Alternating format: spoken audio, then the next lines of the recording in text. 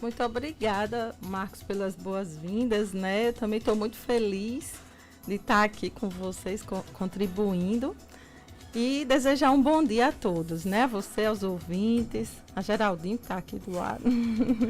Essa preocupação, por exemplo, de como controlar a ansiedade das crianças em isolamento, ela é recorrente, por exemplo? Né? Eu acho que é uma das situações que mais está preocupando os pais, né? E também está gerando ansiedade nos pais, aquela impaciência, inquietação. Tem sido uma dificuldade mesmo para esses pais ou familiares, né? Então não é só a criança que está ansiosa, não? Não. Nem somente somos nós, né? Adultos que estamos, eles também estão. Agora, a que se deve tanta ansiedade, por exemplo, nas crianças? Olha, Marcos, a gente imagina que a criança, ela seja a expressão da liberdade, né? Criança, ela está aprendendo a lidar com os limites. Não pode isso, tem que ficar aqui agora, tem que sentar, tem que... Então, você imagine que para essa criança sair, interromper a circulação dela, né, na escola, na pracinha, na calçada, onde ela corria, brincava, andava de bicicleta, né, muitas, mesmo nesses tempos de celular, mas a gente sabe que muitas crianças gostam dessa liberdade, elas precisam, então elas expressam essa liberdade. E isso foi, de certa forma, abruptamente interrompido, né? Isso foi cortado delas. E como a gente demorou um pouco a entender, nós adultos, nós não tivemos tanta preocupação em explicar direitinho para essa criança o que estava acontecendo. Então, criança, ela quando não encontra uma explicação para alguma coisa, ela vai criando as próprias fantasias e os próprios conceitos para as situações, não é o próprio entendimento para as situações. Ela vai pegando, por exemplo. Ela vai ouvindo aqui, vendo uma notícia ali, né, que isso é muito perigoso, e de certa forma isso vai gerando nela uma interpretação. E essa interpretação pode gerar angústias, pode gerar ansiedade. É uma interpretação dela, no caso, ela mesma faz a interpretação dela. Se nós não tivermos ali próximo, orientando, conversando, de uma maneira que ela possa compreender, assimilar e aceitar, ela vai fazer essa interpretação por conta própria. Porque a criança é assim, ela vai buscar esse entendimento das coisas, do jeitinho dela, dependendo da fase que ela esteja. Então, tem criança que pensa muito concretamente, né? Então, tem criança que já abstrai um pouco mais, já relaciona com suas experiências, as situações. Então, elas têm esse modo peculiar ali de fazer as interpretações delas. Então, no caso, o ideal, por exemplo, é que os pais deixem as crianças informadas do que está acontecendo? O ideal é que os pais possam realmente não deixar que a criança tenha acesso às informações de uma maneira, assim, de qualquer forma, né? Porque a gente sabe que hoje criança tem acesso a meios de comunicação, a mídia, principalmente as redes sociais, algumas crianças têm e esse acesso, e muitas vezes essas notícias não são colocadas de uma maneira correta para a criança, para que ela possa entender do jeitinho dela. Então, os pais precisam sentar e conversar, assim, esclarecer, dizer o que está acontecendo, de modo que não vá amedrontar, né? E vá demonstrar segurança, apoio, tranquilidade para aquela criança. Então, no caso, fazer um filtro. Sim, sim. Filtrar as notícias, não deixar que ela absorva ou tenha contato com essa angústia que está permeando, né? A gente não pode negar que nós adultos temos lidado com muita tensão, com muito medo, com muito cuidado e, de certa forma, isso também, nós estamos também expressando esse tipo de ansiedade, de angústia, e a gente tem que ter cuidado para que isso não atinja de um modo ruim para essas nossas crianças. Porque, né, o noticiário para os adultos já causa uma certa preocupação Sim. e ansiedade. Na criança isso é muito mais, né? Sim, são notícias chocantes, né, de morte. E nós já temos dificuldades de lidar com a morte. A criança também não é diferente. Acredito que seja mais difícil ainda para ela lidar com a morte. Algumas crianças perdem entes queridos, elas se sentem confusas, elas têm uma dificuldade de lidar com o luto, né? E a gente, às vezes, até no consultório psicólogos recebem crianças com essa dificuldade. Você imagine ela conviver com a iminência ou a ameaça da morte de alguém na família. Então, muitas pessoas já nesse período de pandemia entraram em contato comigo, falando, olha, meu filho está ansioso, meu filho está com medo que a gente morra, meu filho está, entendeu? Por quê? Porque realmente não foi filtrado toda aquela situação. Qual é a minha situação? Eu estou me protegendo? Eu estou seguro? Não é? Então, todo mundo vai ter que passar ali uma segurança para os seus filhos. Eu achei interessante, a gente tem também como recorrer à mídia, né? À internet. E eu achei interessante que eu, dando uma olhada nisso, eu vi que tem um site bem interessante, bem legal, que chama Jornal Joca. O site é jornaljoca.com.br. E é um site de jornalismo para crianças, né? Eles trabalham a notícia, então os pais podem acessar esse tipo de notícia e ver. Eu não sei como passar isso para o meu filho. Realmente, às vezes, é difícil, né? A gente não tem muito tato, muitas vezes, para lidar com a criança. Mas, se você conhecer seu filho, se você conversar com ele, ter um pouco de empatia com ele, não é? Você vai tentar perceber como é que você vai, aos poucos, dando aquela notícia. Graça, né? Essa pandemia, né, por exemplo, até poucos dias, os pais tinham, por exemplo, a desculpa de não ter tempo de brincar com seus filhos dentro de casa, né? Sim. Pelo trabalho. Sim. Só que a pandemia tirou da gente essa desculpa, né? Verdade. E as crianças verdade. cobram demais. Eu quero brincar, aquela coisa toda. Lá em casa, por exemplo, eu nunca imaginei um dia brincar de esconde-esconde dentro de casa com a minha filha, né? Uma das minhas filhas. Uhum. Como é que deve ser essa relação? Por exemplo, a criança também tem que entender de que os seus pais também têm algumas obrigações a fazer dentro de casa, né? Como é que é essa relação? Eu acho muito interessante. Também tem o testemunho da minha sobrinha, a Fim, né? Que é a sobrinha do meu esposo, Marcelo e Julinha, e ela tem ensinado muito para a gente, e a mãe também tem sofrido muito com essa situação. Primeiro porque a criança, ela vai explorar o ambiente dela, ela vai utilizar de todas as maneiras, né?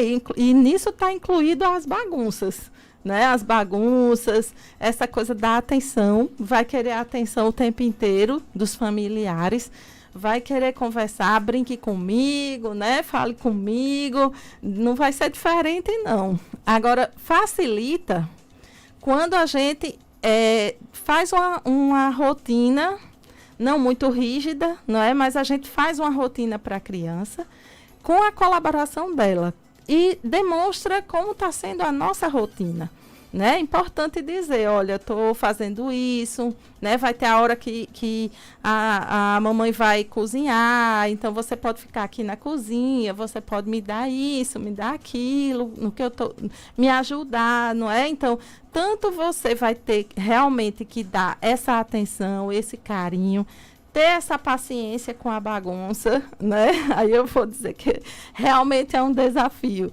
né? Porque as crianças espalham tudo, aí é o momento de você chegar e dizer, olha, pode brincar à vontade, mas depois vamos aqui comigo arrumar os brinquedos, é hora de arrumar os brinquedos, é hora da gente buscar vamos dizer assim, uma organização, o momento da organização. Então, você está ensinando seu filho ali, está aproveitando o momento para ensinar seu filho. E, Marcos, é interessante porque a gente sabe que tem algumas escolas aí que estão também dando orientação assim para atividades, né, pela internet. A própria atividade, conteúdo da escola está sendo dada às vezes por videoaulas, e isso é muito importante também para que a criança ela não perca aquele ritmo, que ela tinha, olha, tem a hora de estudar também. Você não vai para a escola, mas você tem isso para fazer, tem tal tarefinha. E é importante que os pais acompanhem isso, porque eles não estão prontos para fazer isso sozinhos. Né? Porque eles podem também estar ou perdendo a atenção em relação a isso, ou também fazendo por fazer, sem se envolver, não é? E não vai ter um aprendizado. Então tem que estabelecer uma rotina diária. Uma rotina. A criança não pode encarar que está de férias, por exemplo. Isso, ela tem que entender que vai ter um ritmozinho, e criança precisa disso, né? Precisa de rotina, precisa de entender como é que as coisas acontecem todos os dias, durante a semana, no final de semana é diferente, a gente pode... Isso na nossa rotina normal é assim, nosso dia a dia normal. E não é diferente num momento como esse, que a gente está em casa. Ouvir um não também é interessante? Por exemplo, a criança não pode ouvir sempre sim. Com certeza. Agora, lembrando que a gente tem que, por exemplo, se eu estou numa hora de raiva, né? Eu estou com raiva porque fez alguma coisa errada. Olha, eu estou chateada, daqui a pouco eu vou conversar com você. Quando a minha chateação passar, né, que eu não tiver com raiva aqui, eu vou conversar com você sobre isso que aconteceu. A criança vai entender, né, que já vai ficar naquela expectativa, mas aí, quando aquela sua irritação passar, a falta de paciência, aí converse sobre o que ela fez de errado. Olha, você não pode fazer isso, você não deve fazer isso, por isso, porque a criança tem que elaborar esse conceito, né, do que é errado, dos limites que ela tem, entendeu? Graça, tem crianças que estão há 30 dias sem ver as coleguinhas, por exemplo, né? É verdade. Existe forma de amenizar essa situação? Eu acho que sim, né, por exemplo... a própria Júlia, né, que é minha sobrinha afim, ela mora distante dos tios, de alguns familiares. Nós, por exemplo, estamos sem ir na casa dela. E ela sente falta. Então, a gente faz videochamada. Né? Então, todos os dias, tal hora, a gente se encontra, ela mostra algumas coisas. Ontem mesmo, quando a gente se falou, ela mostrou fotos da gente junto. Então, a gente já percebe que ela está sentindo falta. E a gente pode dizer, olha, você está com saudade, mas a gente vai se encontrar daqui a pouco. Não é? Então, assim, a gente pode amenizar dessa forma. Fazer uma videochamada, fazer uma ligação, né? Já vi muitas ideias interessantes, tipo noite do pijama virtual, né? Onde vocês estão ali, as crianças estão ali se encontrando, os pais também interagindo. Então, é algo que a gente pode fazer para amenizar, né? Ter muito cuidado com a questão do celular. Muitas crianças já são viciadas em celular, né? Em joguinhos. E nesse tempo, às vezes, os pais, para ter um pouco de tranquilidade, entre aspas, né? E paz, ter o seu momento ali, um pouco sozinho, aí acaba liberando. Mas a gente tem que ter cuidado com isso. Por exemplo, eu tenho uma criança que é cliente no consultório, que ela foi justamente por causa desse vício, né? No celular. A mãe trabalha o dia todo. E esses dias a mãe disse, Graça, eu achei ótimo a parte esse momento de isolamento social, de quarentena, porque eu me envolvi mais com meu filho e ele deixou mais. Olha só como é fácil, né? Ele deixou um pouco mais. Eu coloquei limite, eu consegui ficar ali observando. Eu não estava trabalhando, eu estava observando. Porque realmente a criança não consegue dar o limite por si só, né? Somos nós que temos que dar. Você falou nessa questão, por exemplo, dentro dessa rotina diária também tem um momento para poder fazer essas atividades escolares. Uhum. Mas os pais têm que ter cuidado, por exemplo, para que a casa não vire uma escola, né? Ela possa diferenciar a escola, o espaço da casa? Com certeza, com certeza. É um momento onde você vai estar ao lado, né? Você não vai... Eu sei que para um pai e uma mãe é difícil você ensinar o filho, não é? Você está ali há muito tempo distante. Você não tem essa função dessa educação formal, né? Nós temos a da educação familiar, essa educação formal, de escola, a gente não tem. Nós como pais, né? Exercendo a função de pai e de mãe, a gente não tem nem tem esse dever, nem temos essa condição. Não estamos preparados para isso, eu entendo. Mas aí você pode recorrer. Às vezes a criança tem uma dúvida, você recorre à professora através das redes sociais, né? Professora, meu filho está com tal dúvida, como é que eu posso explicar? Mas sempre mantendo esse vínculo e mostrando para a criança que aquele é um momento da escola, né? Não é da casa, não é do... Realmente isso é importante ser diferenciado. Aqui no Facebook, a Maria Helena conta que na casa dela já teve a noite do pijama. Olha aí. E lá a família toda participou, certamente. Exatamente, exatamente. É muito divertido, eu lhe digo. Eu mesmo já... Minha filha tem 21 anos, é a mais velha, e a gente está jogando, né? A gente está... resolvi instalar o TikTok. TikTok. Estou fazendo vídeos engraçados com ela. A gente tem tentado se divertir juntos, né? Cecília Leontina, por favor, repita o nome do jornal. Jornal do Joca? Jornal Joca. Acho que é Jornal Joca, .com.br, não tenho dúvida. Jornaljoca.com.br, né? Isso. A Janaína coloca o seguinte: minha filha tem 4 anos, ela sempre foi muito só, sempre brincou muito só, né? Mas agora com tudo isso ela brinca o dia inteiro no quarto dela. Pela manhã tento tirar ela do quarto para brincar no muro, mas ela não quer. Diz que só vai brincar se for no quarto. E se deixar ela passa o dia todo, né? Isso é preocupante? Olha só, a gente precisa entender. É interessante essa colocação de Janaína, porque ela está começando a descobrir quem é a filha dela, né? Como a filha dela está crescendo e como está se formando. Eu acho que a gente tem que respeitar o jeito de cada criança, e as crianças têm suas peculiaridades. E se a gente quer que ela mude, a gente vai colocando isso aos poucos. O que Janaína pode fazer é colocar algo para...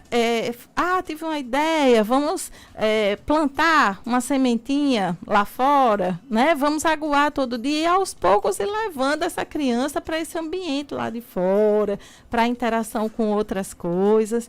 A gente não pode forçar a mudança imediata da criança, né? Quando a gente anunciou ontem nas redes sociais a entrevista, aí uma pessoa me procurou no Instagram, ela dizendo assim, olha, eu tenho uma criança autista. Aí, se é uma criança autista, como é que eu vou... Cada criança tem sua peculiaridade, né? Por exemplo, até mesmo entre as crianças autistas, existem as suas características. Tem criança autista que gosta do isolamento, já tem outras que não gostam, tem algumas que não lidam bem com a quebra de rotina. Então, eu estava indo para a escola...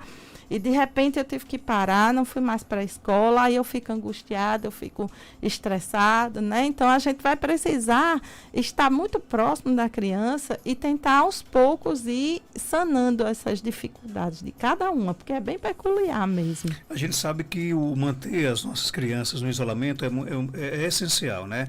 Mas, por exemplo, os pais podem, de repente...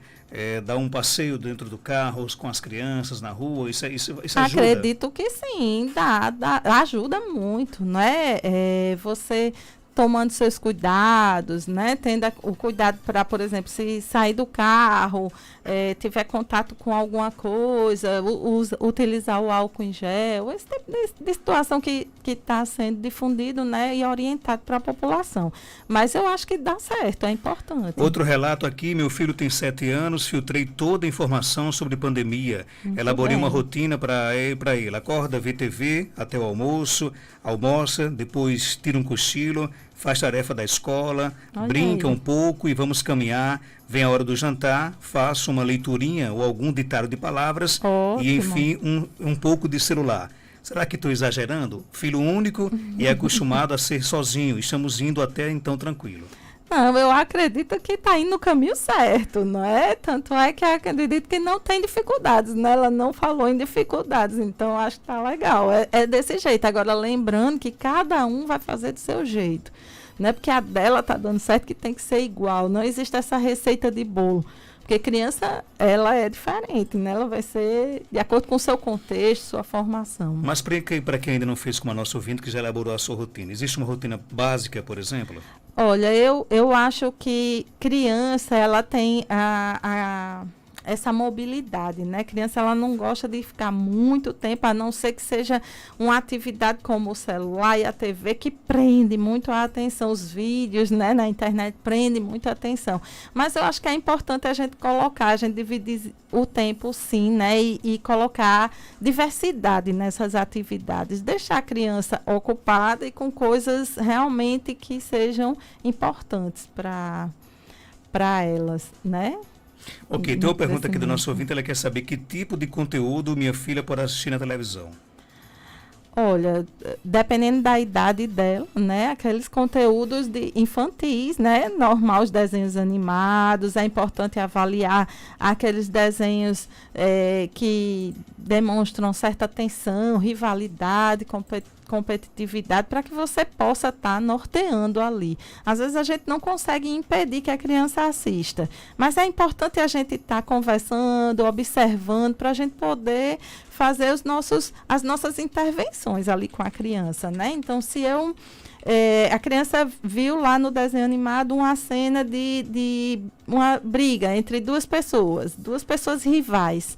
Então, eu acho importante que eu, naquele momento, diga, olha, meu filho ou minha filha, isso não é legal, essa forma, né, de agir com o coleguinha, a gente pode resolver de uma outra forma, porque ali, a gente aproveitando esse tempo que a gente está junto, a gente pode estar passando os nossos valores, o que a gente acha que é correto para os nossos filhos. Então, Graça, as crianças se espelham muito nos pais, né? Sim. Nessa questão de exemplo. Então, os pais precisam entender que são muito responsáveis nesse momento, né? Porque tudo que eles fazem, a criança acaba também percebendo, pegando um pouco também do comportamento dos pais. Copiando, né? Então, às vezes os pais vão questionar, mas você não fez, você não faz, não é? Então, eu preciso realmente, o exemplo é extremamente importante. Além disso, às vezes tem coisas que o adulto faz que a criança não pode fazer, não é? Então, aí eu preciso explicar, não é? Você é criança, você ainda vai crescer, você ainda vai fazer isso. Por exemplo, a gente vê, é possível que num momento como esse, em que a família está muito junto, uma criança possa ver um pai beijando na boca da mãe, um exemplo, né? E pode aprender que é uma expressão de carinho, eu posso fazer. Então, dependendo da idade dela, ela não vai poder diferenciar, né, essa atitude. Então, é importante a gente estar observando se o que a criança está vendo e como ela está entendendo. Nesse momento, a empatia é interessante, é bem importante a gente poder ver as expressões de carinho, né? Tem até historinha familiar que dá esse exemplo, né? Uma vez, a minha filha, também mais velha, na época tinha 2 aninhos de idade, disse, mãe, passa batom na minha boca. Aí eu disse, aí eu peguei um brilhinho, né, desse de criança, fui passar. Ela disse, não, eu quero seu batom. Aquele batom ali. Eu disse, não, mas não pode, é de adulto. Eu quero. Passe só uma vez, mãe. Aí, tá bom, passei o batom, ela... Pai, agora me deu um beijo. Olha só, né? Então, ela, claro que é normal da fase, né? Eles se identificarem com um dos adultos e, a partir daí, expressar seus afetos, suas formas de se relacionar. Então, a gente precisa ter um pouco de cuidado com isso, porque criança, ela tem todas as energias de afeto, incluindo a libido, e a gente tem que estar ali de olho para estar orientando da maneira correta. Esses cuidados aumentam em situações onde, por exemplo, as crianças dormem no mesmo quarto dos pais? Justamente, com certeza, não é? E a gente tem que estar sempre de olho ali, porque uma coisa não tem, vamos dizer assim, eu entendo de uma forma, a criança entende de outra, né? Ela não tem, às vezes, a estrutura emocional total para entender diversas coisas que o contexto apresenta. Graça, só para fechar, nós estamos aí a gente não sabe quando é que as aulas serão retomadas, né? Pode ser nos próximos dias, nas próximas semanas, enfim. Mas o fato de algumas crianças estarem em casa há muito tempo, os pais também têm que se preparar, por exemplo, para esse retorno, existem algumas dicas para isso? O retorno? Sim. E assim, a gente tem vivenciado muito esse suspense, né? Vai começar, não vai começar? Às vezes as coisas são decididas de última hora, mas é bom a gente estar sempre dizendo à criança, olha, isso vai acabar. É um tempinho que a gente está em casa, mas daqui a pouco a gente volta para a escola. E se a gente for observando que está próximo à volta, aí a gente já vai preparando, porque muitas crianças, elas vão passar por uma espécie de readaptação, né? Elas estavam começando o ano, tinham se adaptado à escola e tiveram que interromper isso. E, de repente, elas vão ter que se readaptar, ser preparadas para se readaptar. O ensino infantil vai enfrentar novamente choro, né? Aquela coisa toda de dificuldade. Ok, eu quero aqui agradecer a sua participação. Algum telefone de contato de alguém que queira entrar em contato com você? Sim, no momento eu vou ter o 9928 8666. 8666. Você está atendendo normalmente? Está em home office? Na verdade, home office. Com criança é mais difícil, né? Porque criança não tem... eu trabalho com brinquedos, com ludoterapia, então o atendimento virtual não funciona muito. Mas com algumas que já são minhas clientes, até que está interessante. Elas mesmas estão buscando conversar. Agora, querem conversar há pouco tempo. Criança não quer conversar, quer brincar, né? Mas, enfim, com criança é um pouquinho difícil, mas às vezes o pai quer uma orientação, a mãe quer uma orientação, então pode recorrer sem problema. 99928 8666, não é isso? E tem o Instagram também, né? Graça Leal, que aí eles podem também fazer perguntas. Obrigado pela sua participação, viu, Graça? Eu que agradeço, né? Peço até desculpa pela máscara, às vezes eu, pelo menos socialmente, acho uma barreira social, né? Do contato. Eu gosto muito de ver o sorriso das pessoas, mas eu estou respeitando à risca essa questão do distanciamento. E agradeço muito. Desejo um bom dia, uma boa quarentena para esses pais, que eles possam realmente superar todo o estresse, né, que está acontecendo. 7 horas.